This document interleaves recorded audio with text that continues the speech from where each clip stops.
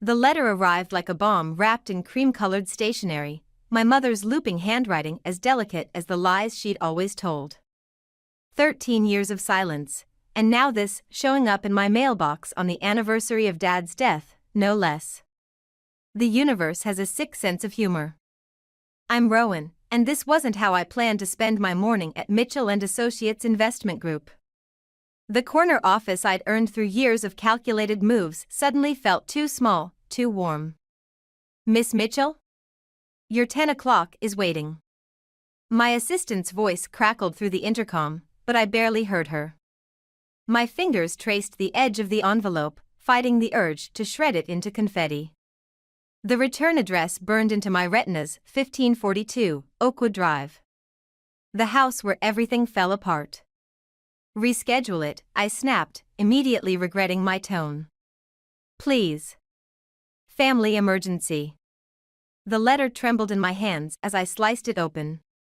The scent of her perfume wafted up, jasmine and vanilla, the same fragrance she wore when she told 12-year-old me she was leaving with Henry. When she chose him over her own daughter. Dearest Rowan, the letter began. I almost laughed at that. Dearest. As if she had any right to terms of endearment. I know I have no right to reach out after all this time. But things have changed. I've changed.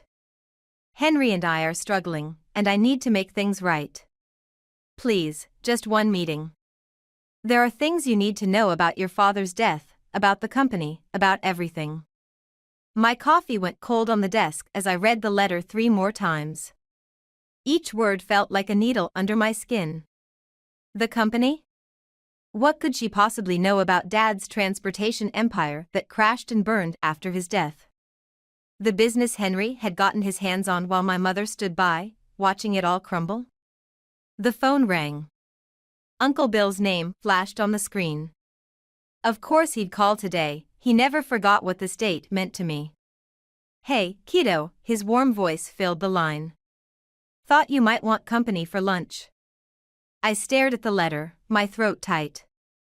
She wrote to me, Uncle Bill. After all these years, she just. The silence on his end spoke volumes. Finally, what does she want? To talk. Says she needs to tell me something about Dad's death. My laugh came out harsh. Convenient timing, isn't it? Now that she and Henry are struggling. Rowan. His voice carried that gentle warning tone he'd used since I was 12. Whatever you're thinking. I'm thinking it's time for some answers. The words tasted like metal in my mouth. I'm thinking about how Henry systematically dismantled everything Dad built while she watched. I'm thinking maybe it's time they both faced what they did. Revenge won't bring him back, sweetheart. No. I smoothed the letter flat against my desk. But it might bring justice. My phone buzzed with a text, another message from my mother. An address for a cafe downtown, asking to meet tomorrow. My fingers hovered over the keys. I have to go, Uncle Bill. I'll call you later. I ended the call before he could protest, before his wisdom could pierce the armor of rage I'd spent years building. The city sprawled below my office window, oblivious to the war brewing in my heart. I typed my response, tomorrow. 2 p.m. Don't be late. The send button felt like a trigger being pulled. 13 years of carefully constructed peace, shattered by a single cream-colored envelope. But maybe that peace had always been an illusion. Maybe it was time to finish what started the day my father died, the day my mother chose Henry, the day everything changed. I grabbed my coat and headed for the door. I had 24 hours to prepare for battle, and this time, I wouldn't be the one left bleeding.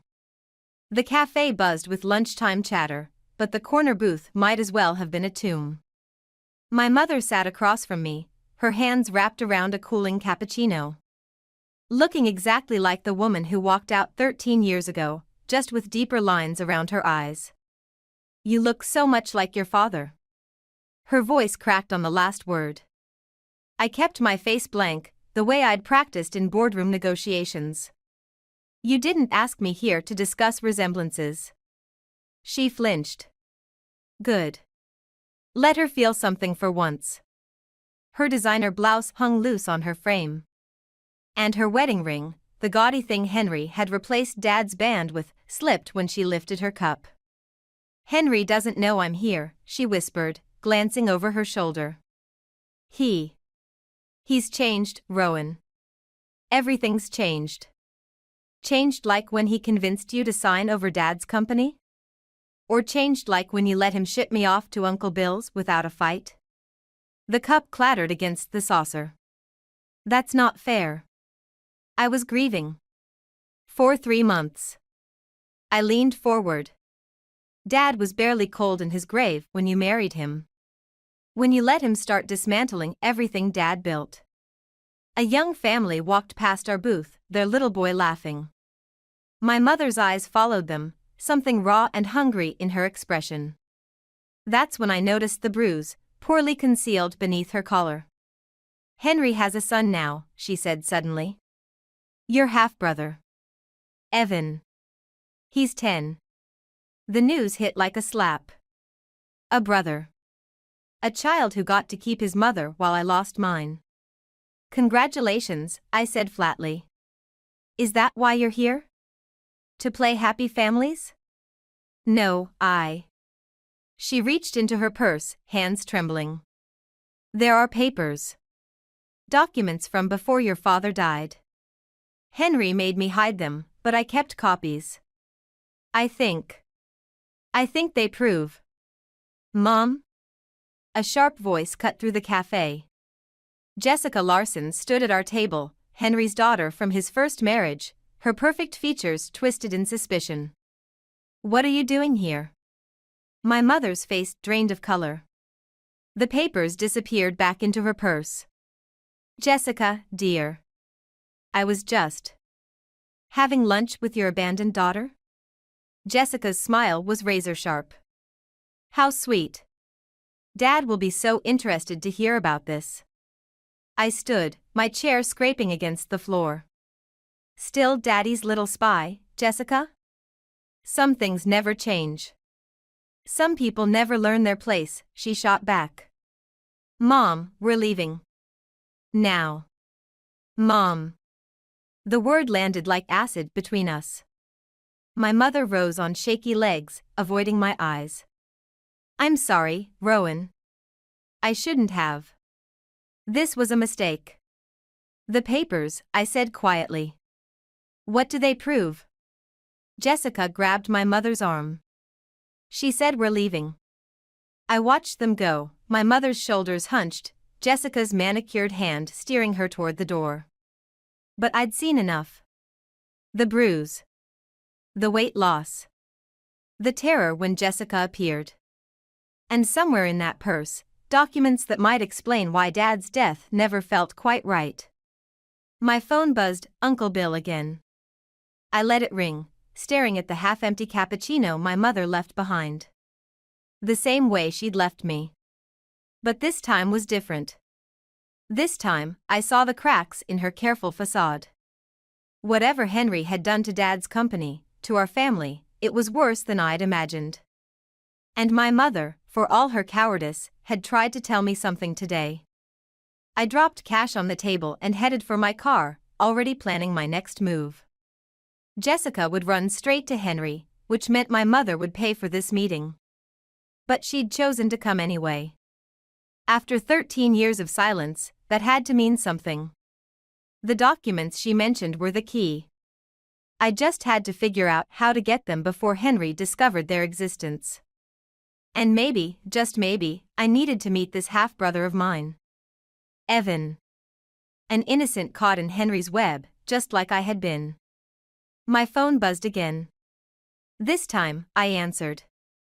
Uncle Bill? I need your help with something. Uncle Bill's study smelled of leather and old books, just like it had when I was 12. But tonight, spread across his desk were copies of documents that made my stomach turn. Bank statements. Transfer records. Death certificates. Your mother dropped these off an hour ago. He stood at the window, his reflection ghostly in the glass. She was hysterical. Said Henry found out about your meeting. I picked up the medical examiner's report from Dad's accident. Heart attack while driving seemed too neat, too convenient. Especially with these bank records showing systematic withdrawals from the company accounts starting 3 months before his death. Did she say anything else? Just that she was sorry. And that she had to get back to Evan. Uncle Bill turned, his face grave. She had a black eye, Rowan. The paper crumpled in my fist. Henry? A sharp knock interrupted us. Aunt Clara burst in, her face pale. Turn on the news. Now. The flat screen flickered to life. Henry stood on the steps of what used to be Mitchell Transportation's headquarters, now renamed Larson Enterprises. His smile was razor-sharp as cameras flashed. Proud to announce our expansion into international markets, he was saying. This merger represents everything my late friend Philip Mitchell dreamed of for his company. Bastard, I whispered. There's more, Aunt Clara said softly. The camera panned to show my mother standing beside Henry, her bruises carefully concealed by makeup.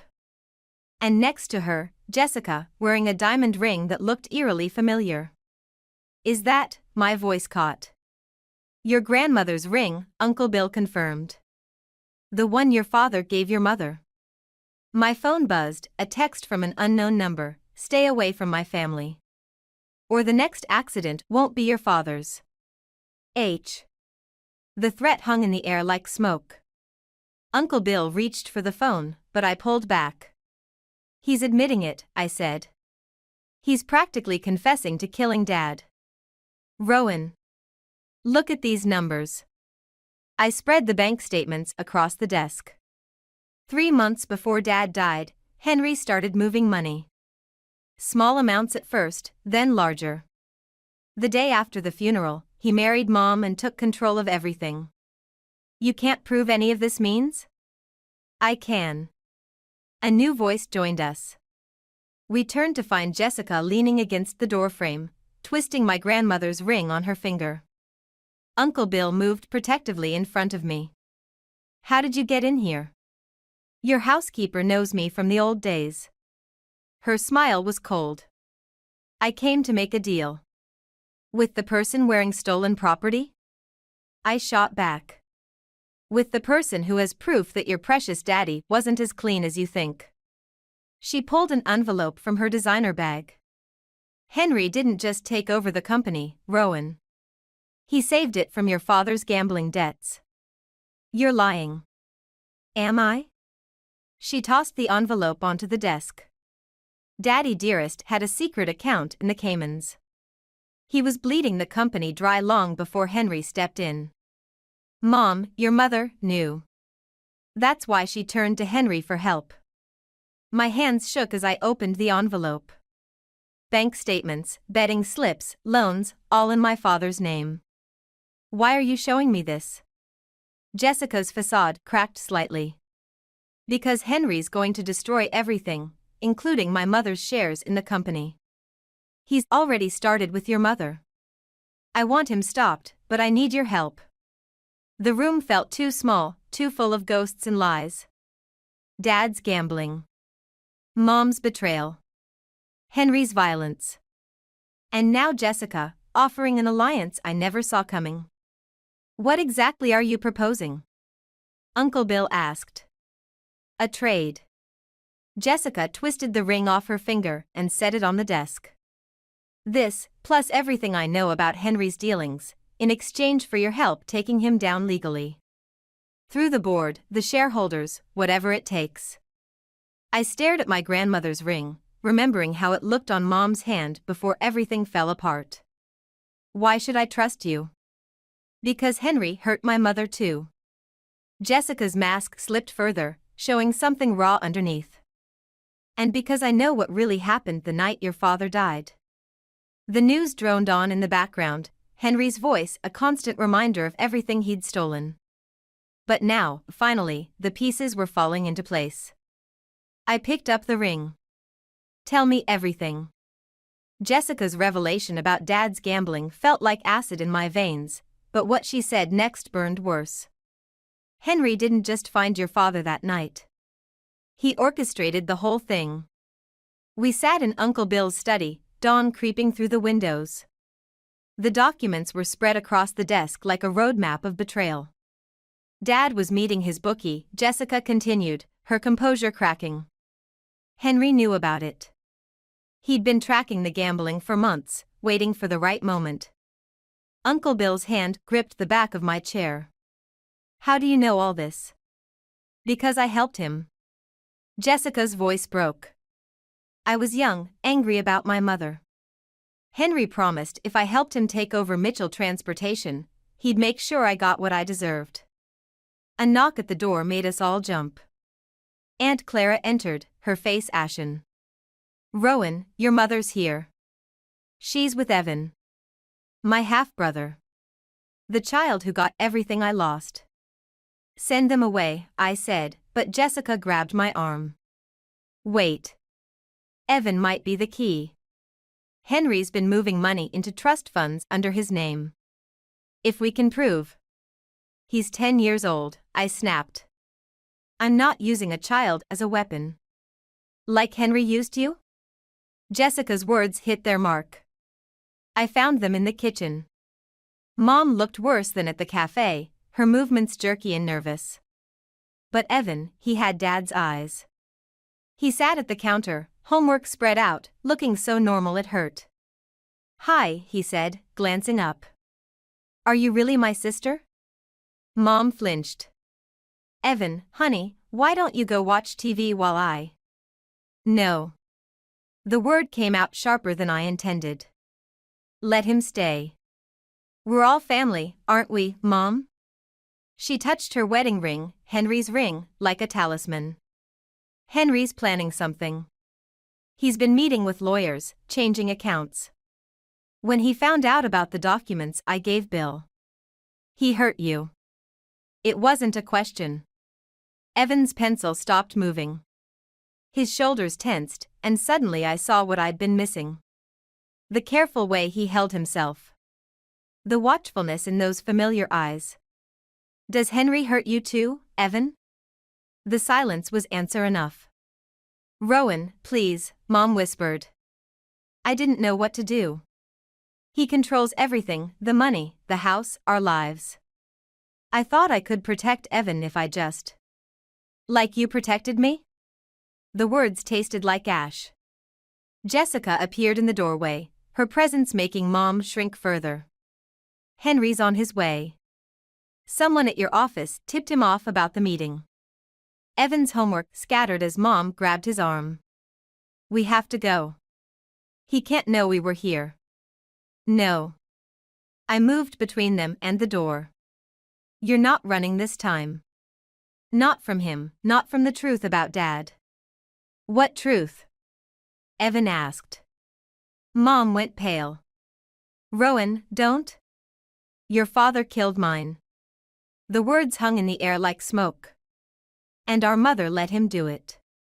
Evan looked at Mom, really looked at her, maybe for the first time. Is that true? Before she could answer, car tires crunched on the gravel outside. Uncle Bill appeared with my coat. Back door. Now. Take them to the lake house. We'll handle Henry. I'm staying, Jessica said. He'll suspect something if I'm gone. I grabbed Mom's purse, Evan's backpack. Why are you really helping us, Jessica? Her smile was bitter. Because Henry killed my mother too. Heart attack, just like your father. I just couldn't prove it, until now. Headlights swept across the windows. Mom clutched Evan's hand, and in that moment, I saw the mother she could have been, should have been, to me. We have to go, I said, taking Evan's other hand. All of us. As we slipped into the pre-dawn darkness, I heard Henry's voice booming through the house. But for the first time since Dad died, I wasn't running from the past. I was running toward justice. And this time, I wasn't alone. The lake house felt like a fortress of secrets. 3 days we'd been here, and each hour brought new revelations from Mom's files. I sat at the kitchen table, spreadsheets and bank statements creating a paper trail of destruction. "You should eat something," Mom said, hovering nearby with a plate of sandwiches. Playing mother now, when it was far too late.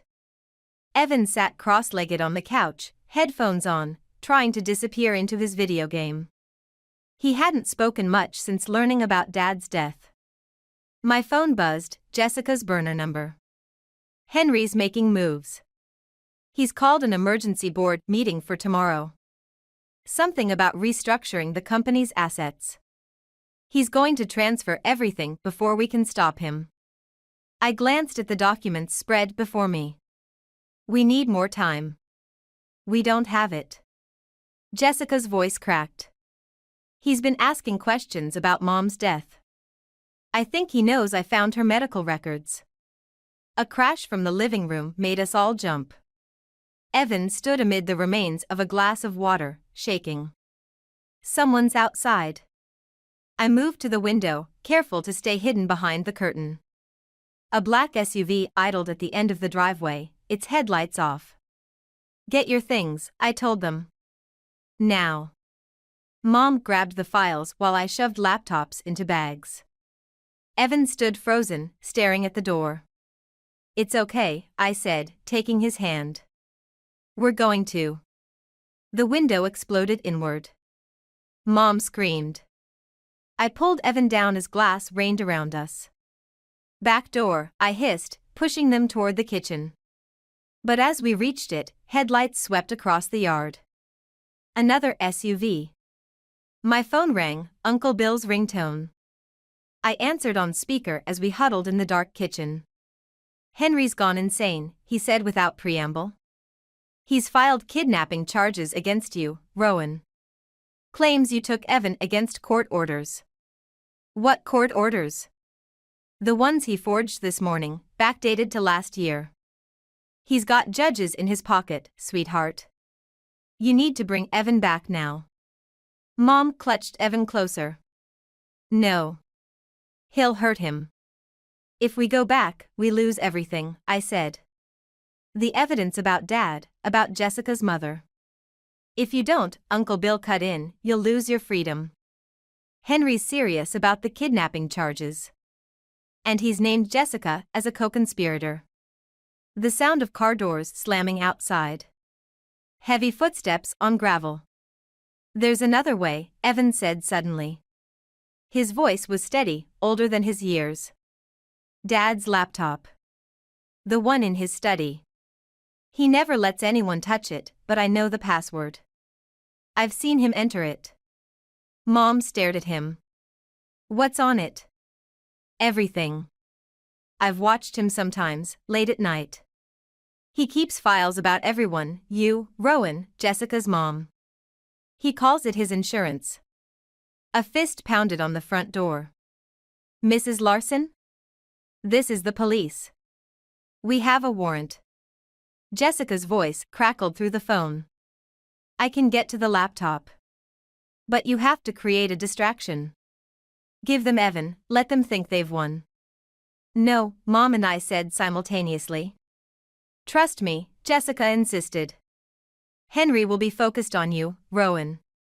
On punishing you. He won't expect me to betray him. Not his loyal daughter." The back door handle jiggled. Time was up. I looked at Evan, seeing Dad's strength in his face. "Your choice, buddy. What do you want to do?" He squared his shoulders. "I want him to pay. For everything." Mom touched his cheek, then mine. For the first time in 13 years, I saw my mother instead of Henry's wife. Together, then. I nodded to Evan. "Remember the password?" "Phoenix rising," he said. "Because Dad always says he rises from the ashes." The irony wasn't lost on any of us. The door burst open, flashlights cutting through the darkness. As officers swarmed in, I met Jessica's eyes through the phone screen and gave an imperceptible nod. The game was changing. Henry thought he was the Phoenix, But he'd forgotten one thing: in order to rise from the ashes, first you have to burn. The interrogation room smelled of stale coffee and defeat. Across the table, Detective Martinez spread out photos like playing cards: the lake house, Mom's bruises, Evan's scared face. Kidnapping. Conspiracy. Corporate espionage. She tapped each charge with a manicured nail. Mr. Larson has quite a story about you, Miss Mitchell. Through the one-way glass, I sensed Henry watching, savoring his victory. Mom and Evan were somewhere in the building, separated, probably terrified. And Jessica, radio silence since the raid. Where's my lawyer?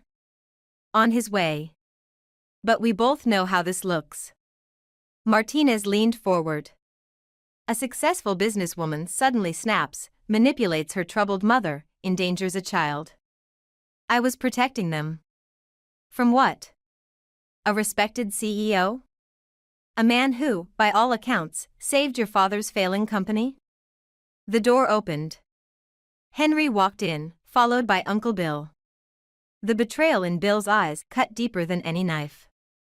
I had to tell them, Rowan, Uncle Bill said softly.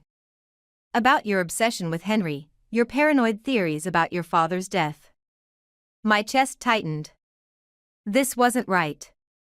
Uncle Bill knew the truth, he'd seen the evidence. William has been very helpful, Henry said, his voice dripping concern. Explaining your mental state since your father's passing. How you never accepted his gambling problem, his suicide. Suicide? The word exploded from my lips. You murdered him. Martinez's pen scratched across her notepad. Henry shook his head sadly. You see? This is exactly what we're worried about. The delusions, the accusations. Just like your father near the end. My phone buzzed in the evidence bag on Martinez's desk. Jessica's burner number. But the detective reached it first, reading the message aloud. It's done. I'm sorry, Rowan. He gave me no choice. Henry's smile widened fractionally. Of course. He'd gotten to Jessica too, probably threatened her mother's insurance payout or worse. Your accomplice seems to have had a change of heart, Martinez noted. The evidence bag also contained Mom's files, but I knew without looking they'd been altered or replaced. Henry was too thorough, too connected. He'd planned this perfectly. Where's my mother? I asked, hating how my voice shook. Safe, Henry said. Getting the help she needs. And Evan is back where he belongs, with his father. You're hurting them. I'm protecting my family. He turned to Martinez. Just like I tried to protect Philip Mitchell from his gambling debts. Some people simply can't be saved from themselves. Uncle Bill wouldn't meet my eyes. Had Henry threatened him too? Or worse, convinced him I really was losing my mind? Your father's suicide note, Martinez said, sliding a familiar piece of paper across the table. Found in Mr. Turner's possession. Care to explain why you never mentioned it? The signature was perfect, Dad's exact handwriting. Henry must have been planning this for years, collecting samples, waiting for the right moment. That's not real, I whispered, but doubt crept in. What if I had been wrong? What if Dad's gambling, his death, everything I thought I knew? We can help you, Rowan, Henry said gently. There are excellent facilities. Go to hell. Martinez gathered her files. I'll give you a moment with your uncle. Mr. Larson, if you'll come with me. They left. The silence stretched between Bill and me like a chasm. What did he threaten you with? I asked. Rowan, please. Stop fighting. For your own good, just stop. Did you know? About Dad's gambling? Was I wrong about everything? He reached across the table, but I pulled away. Sometimes the truth isn't what we want it to be. My last ally, gone. And somewhere in this building, Mom and Evan were alone with their abuser. Jessica had betrayed us. And every shred of evidence we'd gathered had vanished or been twisted against me. The worst part? For just a moment, I wondered if Henry was right. If grief and anger had warped my memories, turned coincidence into conspiracy. But then I remembered Dad's eyes the last time I saw him alive. "Trust your instincts, kiddo," he'd said. "The truth always rises. Like a phoenix from the ashes." Detective Martinez's office door burst open. Jessica strode in, Henry's laptop clutched to her chest, Aunt Clara right behind her. "Sorry I'm late," Jessica said, her smile razor-sharp. "Traffic was murder." Henry's face drained of color. "Jessica, what are you?" "Phoenix rising, Dad." She set the laptop on Martinez's desk. "Isn't that what you always say? Right before you destroy someone?" Martinez looked between us, her professional mask cracking. "What's going on?" "Show them," I said quietly. Jessica opened the laptop, pulled up files. "Everything's here. The offshore accounts, the forged documents, the real medical reports for both Philip Mitchell and my mother." Henry lunged for the computer, but Uncle Bill caught his arm. "Don't," Bill said, his voice heavy with regret. "It's over, Henry. You were in on this?" Henry snarled. "Had to make you think you'd won." Bill's grip tightened.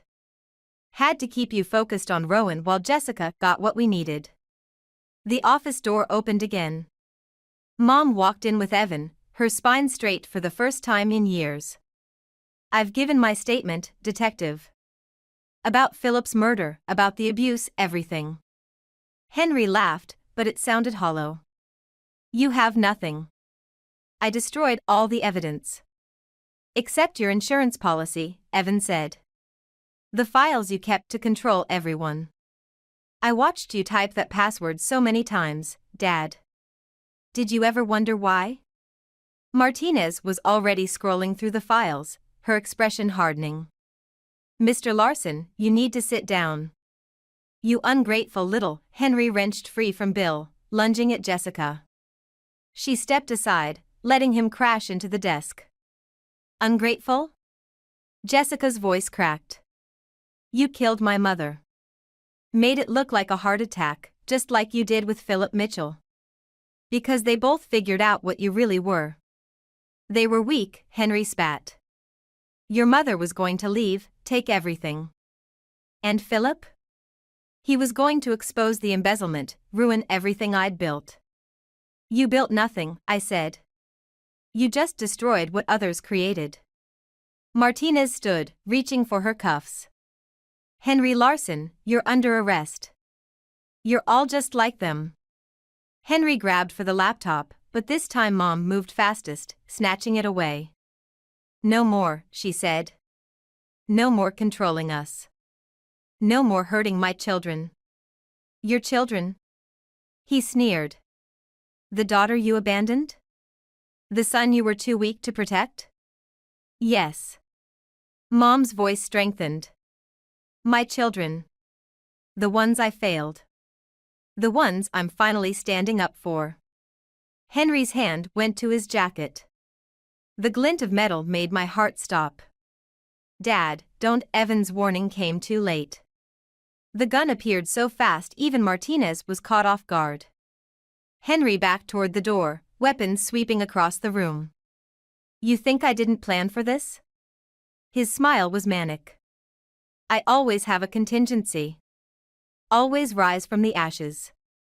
Now, Jessica, delete those files." "It's too late," Jessica said. "I already sent copies to the FBI, the SEC, and every major news outlet." The gun steadied on her. "You're lying. Check your phone." As if on cue, Henry's cell buzzed. "Breaking news alerts." His face contorted as he read the headlines. The shot rang out before anyone could move. But Henry hadn't pulled the trigger, Martinez had. He crumpled, clutching his shoulder, the gun clattering away. "That's for my sister," Martinez said, keeping her weapon trained on him as other officers rushed in. "Karen Martinez." Your first wife. The suicide that made me become a detective. As they led Henry away, Mom pulled Evan and me close. Jessica stood apart, watching her father's destruction with empty eyes. Jessica, I called. Thank you. She turned, Dad's ring glinting on her finger. I didn't do it for you. But maybe we can both stop living in the ashes now. Martinez collected the laptop, now crucial evidence. Miss Mitchell, we'll need statements from everyone. I nodded, feeling the weight of years lifting. The truth had finally risen, but not like a phoenix, like the sun after a long, dark night. Mom squeezed my hand. I'm so sorry, Rowan. For everything. I know, I said. And for the first time, I believed her. The Mitchell Transportation Building looked different in the morning light, its glass facade reflecting clouds instead of shadows. Dad's name still crowned the entrance, freshly restored after Henry's arrest. Ready? Uncle Bill asked, holding the door. The lobby buzzed with activity, employees, reporters, shareholders gathering for the emergency board meeting. Jessica stood at the reception desk, handling the chaos with practiced ease. She'd traded Henry's flashy style for something more subdued, more genuine. The board's waiting, she said, falling into step beside me. Mom's already inside. The boardroom felt smaller than I remembered from childhood visits with Dad. Now I sat in his chair, facing the people who'd let Henry destroy everything he built. The vote is unanimous, the head of the board announced.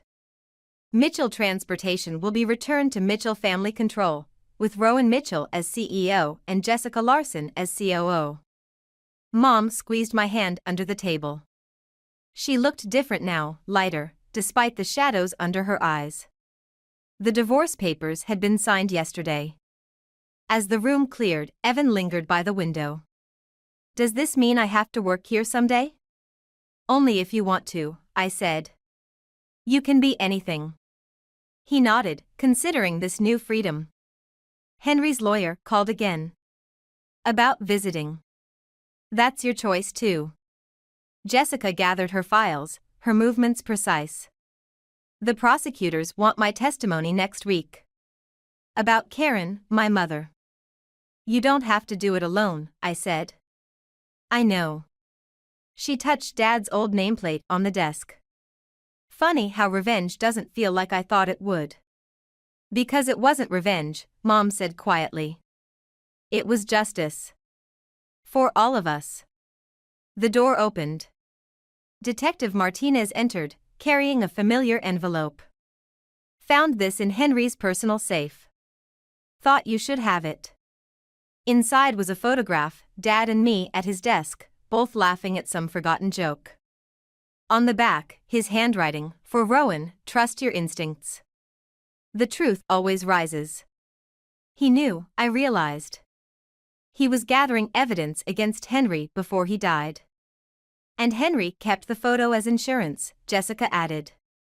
Typical. Always keeping score. Martinez nodded to the boardroom window. Speaking of scores, you've got company. Outside, protesters gathered. Former employees Henry had fired, families he'd destroyed, all demanding answers. Their anger was justified, but it wasn't my burden anymore. What do we do? Evan asked. We rebuild, I said. Not just the company. Everything. Jessica straightened her jacket. I'll handle the press. I'll help, Mom offered. When Jessica hesitated, Mom added, please. Let me try to fix something. They left together, an unlikely alliance born from shared wounds. Evan followed, already comfortable in his role as the bridge between our fractured families. Uncle Bill studied the photo in my hands. You know, Phil once told me his biggest regret was not teaching you everything about the business before. Well, he taught me enough. I set the photo on Dad's desk, my desk now. He taught me to trust my instincts. And where are those instincts leading you now? Through the window, I watched Mom and Jessica addressing the crowd, Evan standing tall beside them. The truth had risen, yes, but not like Henry's phoenix, burning everything in its path. Instead, it had grown like a garden through concrete, transforming wreckage into something new. "Forward," I said. But not alone. Martinez paused at the door. "Henry's sentencing is next month. You planning to speak?" I thought of Henry in his prison cell, still plotting, still believing in his own mythology. Let him. His stories had no power here anymore. No, I decided. I have better things to say. The morning sun caught Dad's nameplate, throwing light across the boardroom. Outside, the crowd was dispersing, not in anger but in hope. Inside, the ghosts of the past finally began to fade. I opened Dad's old ledger, empty pages waiting. Time to write a new story. Not of revenge or rising phoenixes, but of truth and transformation, of families broken and rebuilt, of gardens growing through concrete. Time to trust my instincts.